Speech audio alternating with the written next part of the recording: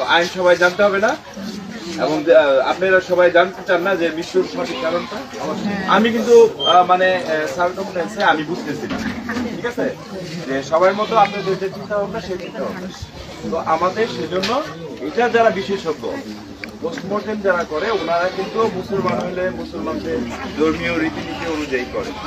তো আপনাদের সেজন্য আমাদের সহযোগিতা করতে হবে, ওটাই আমাদের পুলিশ থাকবে আপনাদের সাথে, কোনো হয়রানি হবেন না।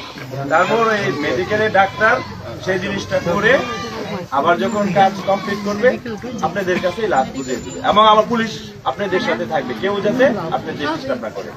তো সবাই আইন মানেন তো, মানেন না আপনারা? তো আমাদের সেই জিনিসটাই বের করতে হবে, ভিতরে আসলে কেউ কি তার ঘড়িটা বন্ধ করে ঝুলাই দিছে নাকি সে নিজেই ইয়ে করছে, যেহেতু একটা হাত নাকি প্যারালাইজ, কিন্তু তারপরও প্রশ্ন যেইভাবে হয়েছে, ধরেন এটা যদি একটা